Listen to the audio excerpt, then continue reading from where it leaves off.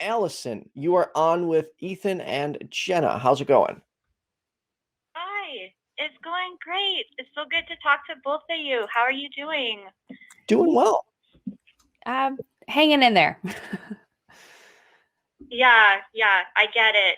Today is kind of like one of those days where I'm like asking myself, why do I feel so sad? Like, what is it? What's provoking those feelings of sadness and stuff? And I think lack of sleep might have something to do with it. Oh, yeah. And like self-talk definitely plays a huge part in it.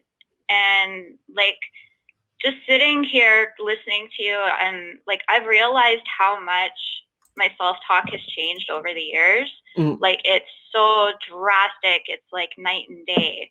But I also have a lot of knowledge about myself now that I didn't have before. And Like what? a lot of it was that people were just expecting too much of what I could actually produce. Like their expectations of my abilities were too high, because I guess it's like I looked normal, but I have like mental deficiencies that aren't well known. So it was like people couldn't figure out why I couldn't be like, why my skills couldn't match up to the other kids in my class. Like, it took me forever to learn how to tie my shoes. It took me forever to write my name, even though I started talking at a very early age and stuff like that. And when I was in grade school, my self-talk was just, I berated myself so bad. Like I think back to it and I was like, wow, I was like the biggest abuser of myself. But that was like, I just felt like a failure to everybody, but I was trying my best and I was like, why isn't my best good enough? Why am I failing? Why am I, I'm so stupid. I'm a failure. I'm a dumb. I'm blah, blah, blah, blah, blah, blah. And it was just so. So how has it changed? Then, How has the way that you talk to yourself changed from the way that you used to? Like, what do you do differently now? Like now I'm less nitpicky of myself. Like I'm more accepting of I wouldn't call them faults, but just like my overall functioning. Like, yeah, that's right there. Not my faults, but my overall self-functioning. Right? Yeah. I love that. Like I acknowledge, yes, I did make mistakes, and like it took me longer to learn from those mistakes than others, but the point is I still learned from them. And like, right, pointing out what you did learn, just instead of, I'm so sorry to interrupt, I just want to elaborate on that before I lose that point, that sure. Instead of pointing out what you didn't do, point out what you did and can still do, right? So maybe I failed right now, right? For Ethan, people like Ethan especially, who just really want to be as accurate as possible. Yes, I failed this right now, but what did I learn from it? Right? Yeah. Like I realized that I had horrible motor coordination when I was a kid. Like I probably looked drunk most of the time on the playground, but it didn't stop me. Like I was always on the jungle gym. I was like falling all the time, but I wasn't scared of falling. And I was like, okay, I just want to do what all the other kids do. And I spent like hours and hours on the playground by myself practicing stuff and just working on that coordination and getting better to the point where my skills were close to my peers and actually exceeded some of them. So it was something to feel good about. And like, so the older, like, the longer time went on, the more I realized it's like I am able to learn. I just learn in a different kind of way. Right. people do. Yeah, I And think you're talking to two people who can completely relate to that. yeah. And after I actually embraced my differences, things changed for me a lot. Like my negative self-talk went down a lot. Another thing that I did was that I slowly just drifted away from and ended all of the toxic relationships and friendships in my life. Yes. That's been a substantial, like, huge help for me. Like, Yes. I was talking to a friend the other day, and like I started blabbing about some trauma, right? Like I got a little bit set off and I started talking about it. And I admitted to him right away, I'm like, sorry, I do this when I've smoked, and like I do smoke weed to help me with my appetite and other things. But it's just then I get the high afterwards and I'm like, okay, I have to like go through this. So I'm talking to him and then I was like, sorry, I'm blabbing. And he's like, no, that's okay. You know, it's like, it's valid for you to talk about it, and it is trauma.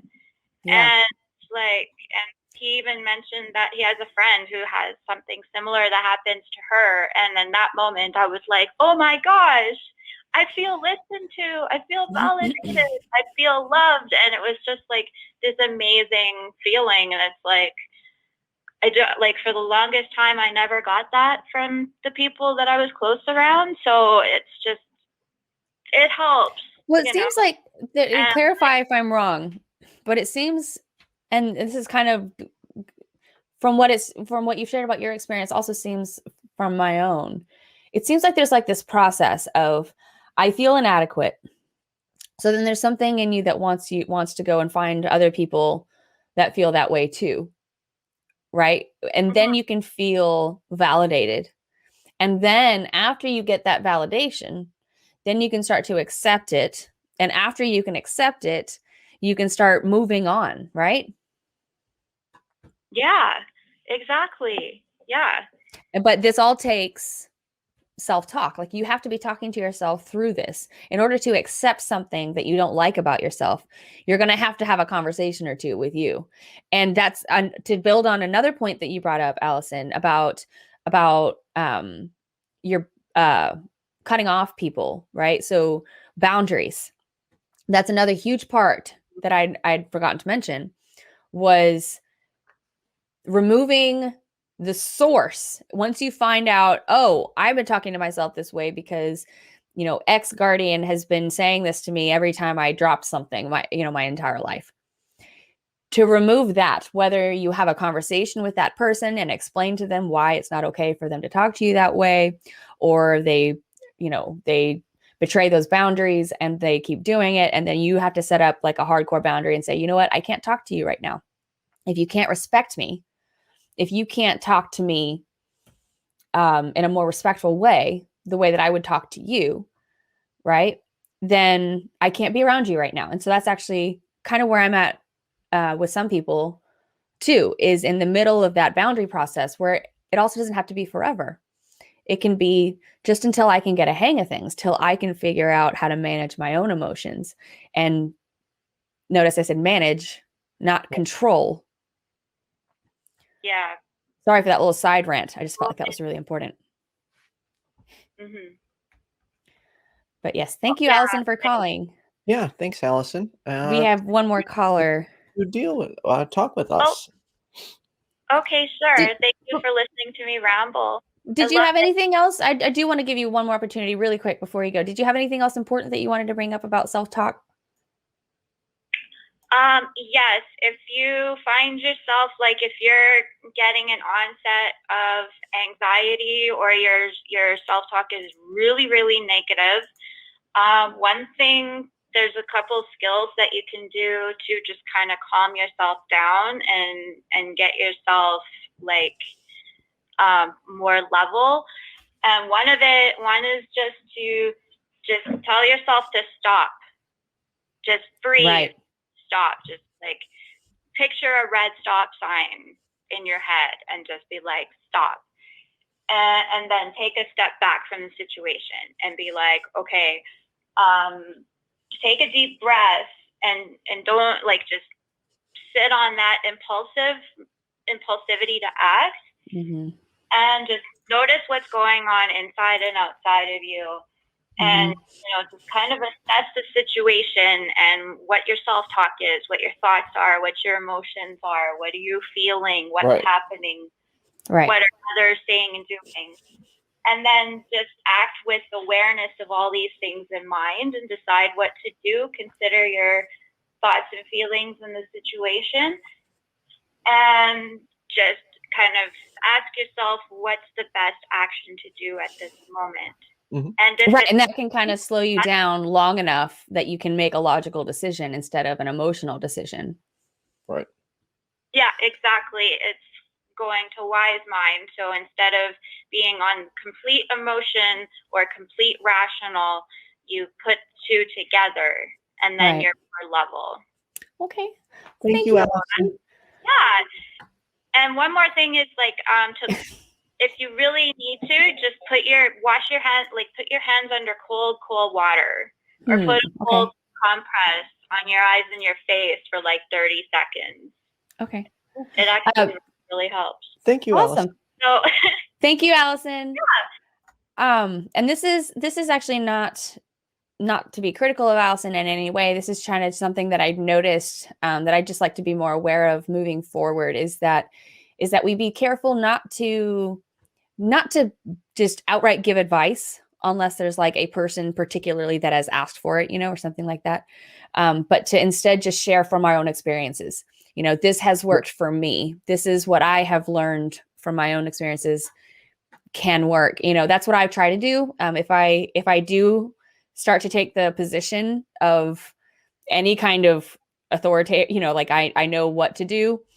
I'm speaking from my experiences, trying to get, awareness and get everybody to share stories and remedies just to be very clear, we are not an educational show. If you want to learn CBT or, legitimate DBT practices, talk to a therapist first, a professional.